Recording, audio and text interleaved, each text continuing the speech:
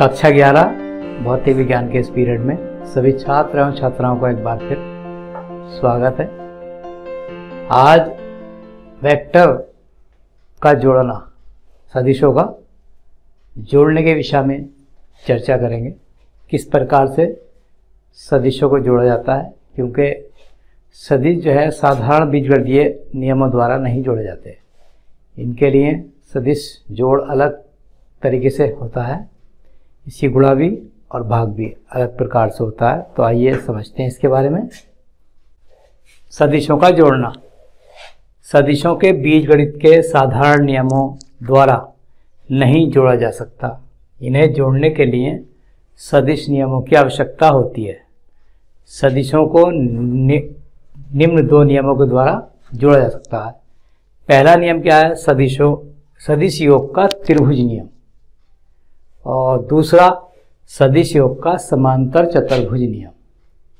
तो देखिए, पहला लेते हैं सदिश योग का त्रिभुज नियम।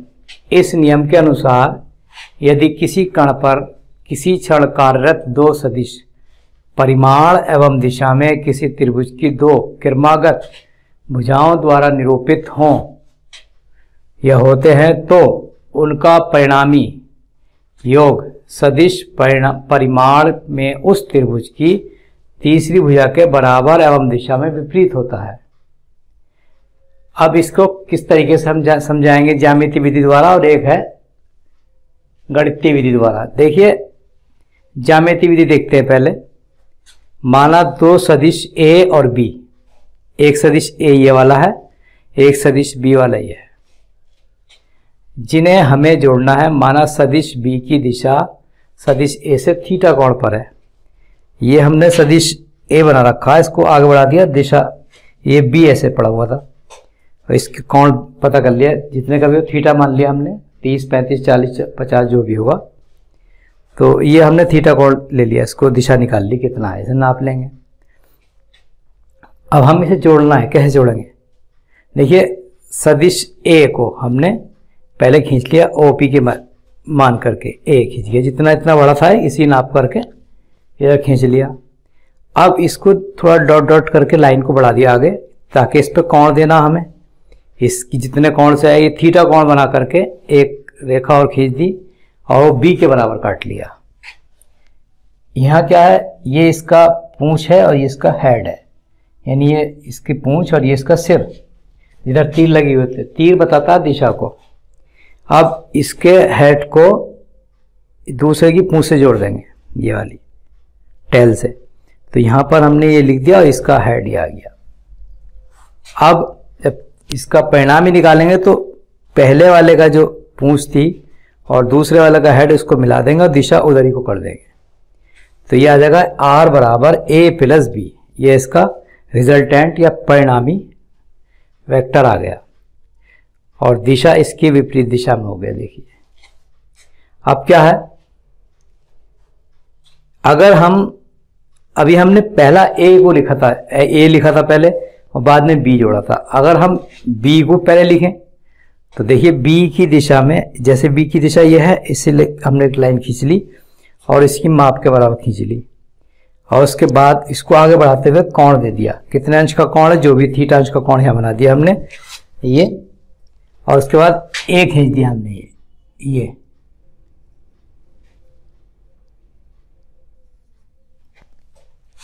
थीटा अंश का कोण बना करके, और इसके बाद ये ओ बिंदु आ गया, पी से ओ को मिला दिया। ये आ जाएगा आर बराबर बी प्लस ए। इसमें पहले हमने ए बी को जोड़ा, बाद में ए को जोड़ा। तो दोनों तरीके से हम जोड़ सकते हैं। अब देखिए गणितीय विधि, देखिए इसकी गणितीय विधि में क्या? माना किसी कण पर किसी क्षण दो सदिश ए और बी कार्यरत हैं, जिनके बीच का कोण थीटा है। सदिश ए व बी किसी त्रिभुज ओ पी क्यू की क्रमागत भुजाओं ओ पी पी क्यू तथा उनका परिणामी योग सदिश जो है आर भुजक ओ क्यू से निरूपित किया गया। देखिए, ओ क्यू ओ पी और ये आर परिणामी है। हमने क्या करा? इसको ओ पी को आगे बढ़ा लिया हमने एन तक, या आगे बढ़ा लिया, और ओ क्यू से हमने ओपी जो बढ़ाई हुई रेखा उस पर लंब डाल दिया, एन ओ क्यू एन लंब डाल दिया। अब देखिए क्यू एन अभिलंब हो गया, ये ओपी क्या है, ए है ये वाला, और पी क्यू क्या है, बी है, पी क्यू बी है, और क्यू आर क्या है, आर है। ठीक, अब त्रिभुज एन पी क्यू, ये थीटा मान लिया इसको, तो समकोण त्रिभुज पी एन क्यू में पी एन क्यू, ये वाला ये समकोण त्रिभुज है। इसमें क्या होगा देखिए, कॉस थीटा बराबर पी एन बटे आधार बटे कण होता पी एन बटे पी क्यू, तो पी एन कितना हो जाएगा, पी क्यू कॉस थीटा, तिरछी गुणा करके। अब पी क्यू का मान कितना, बी है, तो ये हो गया बी कॉस थीटा। इसी प्रकार साइन थीटा निकाल लें, क्यू एन बटे पी क्यू, तो क्यू एन बराबर पी क्यू साइन थीटा, यानी बी साइन थीटा हो गया।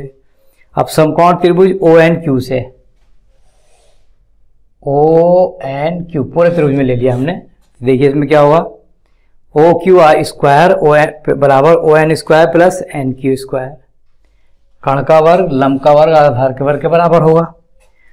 ओ क्यू कितना, आर है हमारा, आर स्क्वायर बराबर, इसको लिख सकते हैं OP plus P N, OP plus P N पूरे को लिख दिया हमने, ओ एन को का whole square plus N Q square. अभी के मान रख दिए, ओपी का मान ए है और बी क्यू का मान क्या है, नहीं पी एन का बी कॉस थीटा, इसका whole square plus b sine square theta, b sine theta का होल स्क्वायर। अब a square plus b square cos square theta plus 2ab cos theta बराबर plus b sine square theta, इसे खोल दिया, a square plus b square cos square theta b square sine square theta एक साथ करके b square common ले लिया, तो sine square theta plus cos square theta बच रहेगा और प्लस 2ab कॉस थीटा। अब क्या होगा, a square plus b square, इसे इसका मान एक हो जाता sine square theta plus cos square theta का, तो 2ab कॉस थीटा, यानी आर बराबर under root a square plus b square plus 2ab cos theta. इस तरीके से इसका रिजल्टेंट निकल सकता है।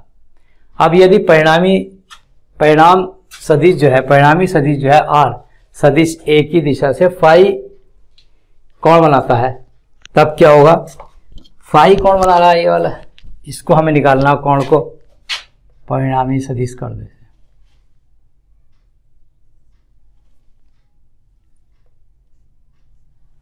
तो क्या हो जाएगा ये, तब tan phi is equal to Q N बटे ओ एन, लंब बटे आधार। ठीक, अब क्यू एन का मान बी साइन थीटा और ओ एन का क्या, ओपी प्लस पी एन, तो ओपी का मान B A plus B cos theta, तो ये हो जाएगा tan phi is equal to B sine theta बटे A plus B cos theta. इससे हम इसका झुकाव या एंगल निकाल सकते हैं। तो आज की पीरियड में बस इतना ही, कल फिर कुछ प्रश्नों के साथ उपस्थित होंगे। Thank you.